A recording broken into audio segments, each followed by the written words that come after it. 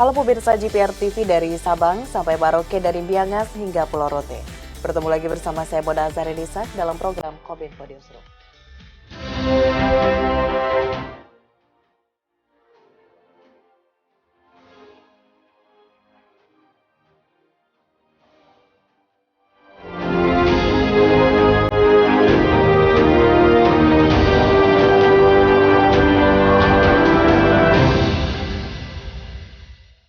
Kita ke informasi pertama. Presiden Republik Indonesia Joko Widodo dalam Forum Rektor Indonesia menyampaikan sumber daya alam yang melimpah tidak cukup menjadikan Indonesia sebagai negara maju.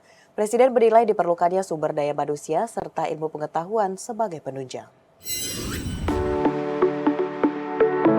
Presiden Joko Widodo saat membuka konferensi Kampus 29 dan Temu Tahunan 25 Forum Rektor Indonesia meminta perguruan tinggi untuk menyiapkan sumber daya manusia yang unggul guna menyongsong bonus demografi pada 10 tahun ke depan. Menurut Presiden, sumber daya alam yang melimpah tapi tidak cukup untuk menjadikan Indonesia sebagai negara maju. Paling penting adalah SDM yang berkualitas.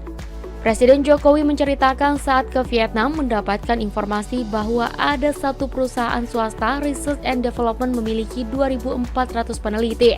Hal itu menunjukkan betapa Vietnam sangat menghargai riset.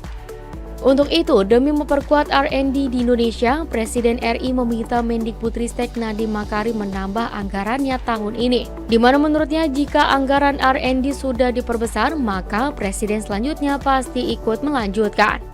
Selain itu, Presiden RI juga menjelaskan lembaga perguruan tinggi punya peran strategis untuk menciptakan SDM unggul dan berkualitas dan bukan hanya menguasai ilmu pengetahuan, tetapi juga yang mau belajar. Selain itu, SDM yang kuat fisik, mental, dan moralnya. Orkestratornya boleh dari BRIN, tetapi perguruan tinggi peran untuk riset dan development-nya harus betul-betul diperkuat. Artinya lagi Pak Nadiem anggarannya diperbesar.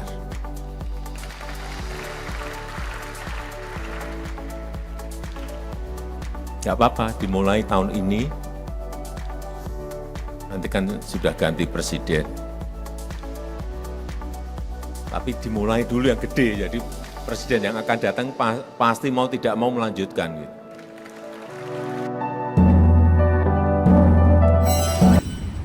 Menteri Komunikasi dan Informatika Republik Indonesia Budi Aris Setiadi mengajak generasi muda meningkatkan literasi digital agar tidak mudah termakan berita hoaks atau berita bohong yang disampaikan saat kunjungan ke Batam, Kepulauan Riau.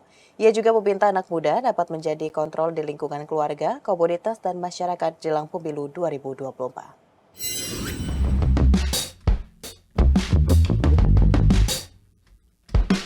Selama masa kampanye sejak 28 November hingga 11 Januari, Kementerian Kominfo telah melakukan tindakan penghapusan sebanyak 165 konten media sosial yang mengandung ujaran kebencian serta kabar bohong. Menteri Komunikasi dan Informatika Budi Aris Setiadi mengajak para pemilih pemula di Kota Batam untuk meningkatkan literasi digital agar terhindar dari berita bohong atau hoax jelang pemilu 2024. Menkominfo menyebut, saat ini banyak misinformasi, disinformasi, dan malinformasi. Oleh karenanya, pemilih pemula yang dekat dengan teknologi dapat menjadi kontrol di lingkungan keluarga, komunitas, hingga masyarakat. Kami mengharapkan bahwa seluruh komponen masyarakat termasuk pemimpin-pemimpin di Kepri supaya menjaga kondusivitas sehingga pemilu 2024 bisa berjalan dengan baik.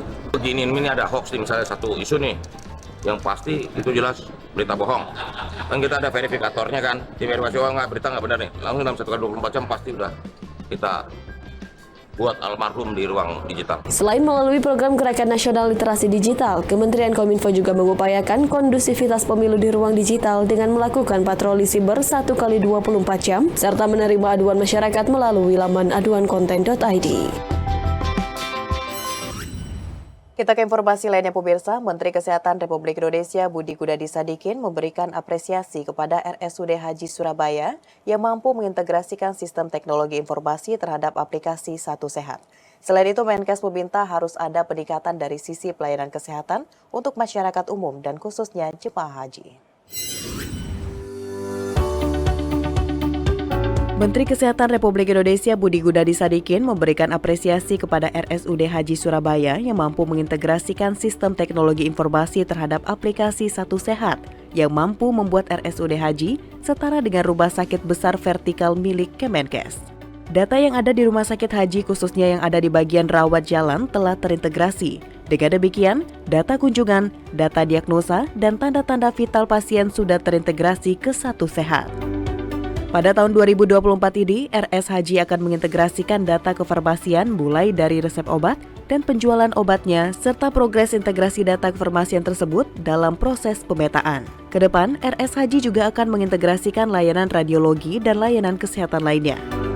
Menkes menilai harus ada peningkatan dari sisi pelayanan kesehatan untuk masyarakat umum dan khususnya jemaah haji. Rumah sakit haji harus memastikan bahwa jemaah haji sehat karena kematian dari jemaah haji Indonesia paling tinggi daripada jemaah haji lain di seluruh dunia. Saya ingin melihat kesiapan mereka kalau nanti kita akan memberikan alat-alat yang cukup banyak, ya, terutama dari sumber daya manusianya. Tapi khusus Rumah Sakit Umum Daerah Haji di Surabaya, karena mereka terbaik konektivitasnya dengan Satu Sehat, sistem informasi teknologi. Jadi saya mau datang, saya lihat, dan saya terus terang merasa sangat bangga karena itu buatan dari staf-staf RSUD Haji Surabaya sendiri. Jadi saya ucapkan selamat dan jangan lupa haji kita harus disehatkan sebelum mereka berangkat. Badan Pusat Statistik mencatat surplus neraca perdagangan Indonesia sebesar 3,31 miliar dolar Amerika Serikat pada Desember 2023. Surplus ini jauh lebih besar dibandingkan pada November 2023 sebesar 2,41 miliar US dollar dan mengalami surplus selama 44 bulan berturut-turut sejak Mei 2020. Badan Pusat Statistik mencatat neraca perdagangan Indonesia pada Desember 2023 surplus 3,31 miliar US dollar atau surplus selama 44 bulan berturut-turut sejak Mei 2020. Deputi Bidang Statistik Distribusi dan Jasa Puji Ismartini dalam berita resmi statistik mengatakan, surplus ini meningkat dibandingkan bulan sebelumnya, namun lebih rendah jika dibandingkan bulan yang sama pada tahun 2022 yakni sebesar 3,92 miliar US dollar. Ia menjelaskan surplus Desember 2023 lebih ditopang oleh surplus komoditas non-migas sebesar 5,20 miliar US dollar dengan komoditas utamanya yakni bahan bakar mineral, lemak minyak hewani, nabati, serta besi dan baja. Lebih lanjut, pada saat yang sama, neraca perdagangan komoditas migas tercatat defisit 1,89 miliar US dollar dengan komoditas penyumbang utama adalah hasil minyak dan minyak mentah.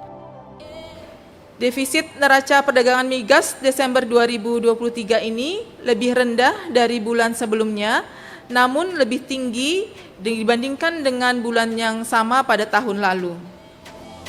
Secara kumulatif Januari hingga Desember 2023, total surplus neraca perdagangan Indonesia mencapai 36,93 miliar US dollar atau lebih rendah sekitar 17,52 miliar US dollar atau 33,46% jika dibandingkan periode yang sama tahun sebelumnya. Pemirsa, usai jeda pariwara, kami akan kembali dengan informasi lainnya. Tetaplah bersama Kompas.